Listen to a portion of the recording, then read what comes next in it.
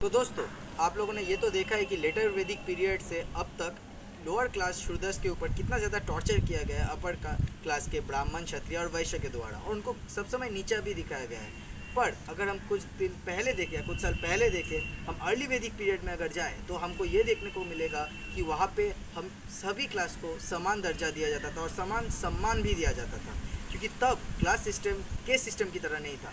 तब ऑक्यूपेशन से जज किया जाता था कि कौन किस क्लास का है, और अब जो जज किया जाता है वो है बर्थ के द्वारा। तो लेटर वैदिक पीरियड में कुछ हाई क्लास के लोग और ब्राह्मण ने इस क्लास सिस्टम को केस सिस्टम में कन्वर्ट कर दिया और इस ऑक्यूपेशन को बाय बर्थ डिसाइड करने लगे, जैसे कि ब्राह्मण का बेटा ब्राह्मण ही होगा और शूद्र का बेटा शूद्र होगा। और शोषण और अनटचेबिलिटी के जैसे कुछ खराब प्रैक्टिसेस भी शुरू किए थे, जो कि इन शूद्रस के प्रति घोर अत्याचार और अनाचार था।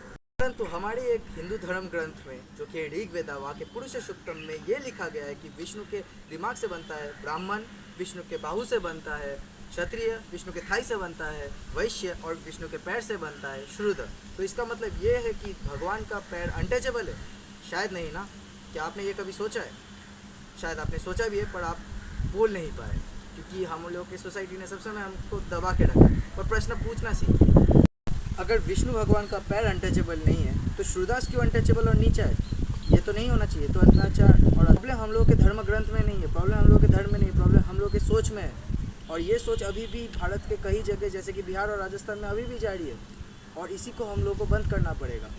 और ये हमारा भी ड्यूटी है। हाँ, पता है कि भारत देश एक डेमोक्रेटिक गवर्नमेंट है और इसमें कॉन्स्टिट्यूशन के वाइज ही चलता है, पर इसका मतलब ये नहीं कि सभी काम गवर्नमेंट के द्वारा ही किया जाएगा।